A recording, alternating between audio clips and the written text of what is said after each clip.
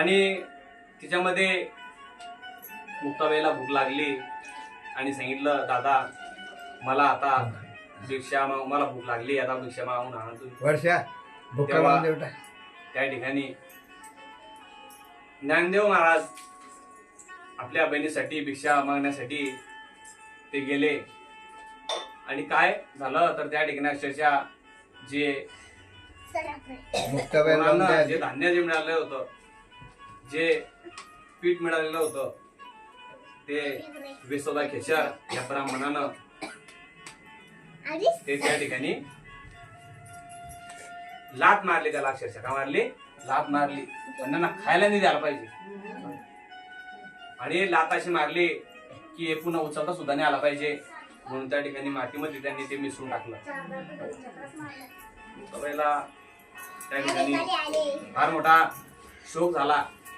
आणि मुक्ताबाई म्हटली की नानोबा याचा जो कोणी दुःख म्हणजे तुम्हाला जे दुःख जे दिलं गेलं त्याला काय नाही दुःख नाही. इकडल्या घरीच माझ्यामुळे ते दुःख त्या ठिकाणी तुम्हाला मिळालं.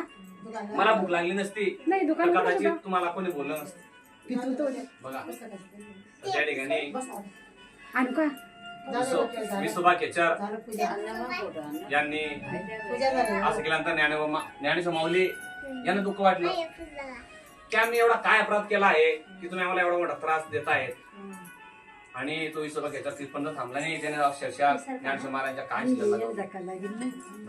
कान पडीत मारली. आणि तेव्हा मात्र ज्ञानेश्वर महाराजांना फार मोठा धक्का बसला आणि ते ताटी त्यांनी बंद करून टाकली आणि लपून बसले घरामध्ये. तेव्हा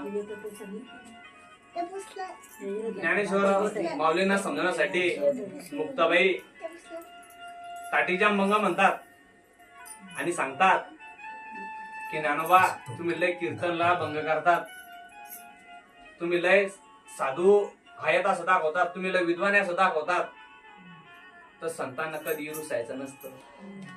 बघा काय सांगते बाई मुक्ताबाई सांगते, संतांना कधी रुसायचं नसतं. संत मला म्हणतात, बघा हे सांगते ज्ञानेश्वर महाराजांना, संत कधीही कोणीही काही वड वाकडं बोललं त्याच्यावर लक्ष देत नाही.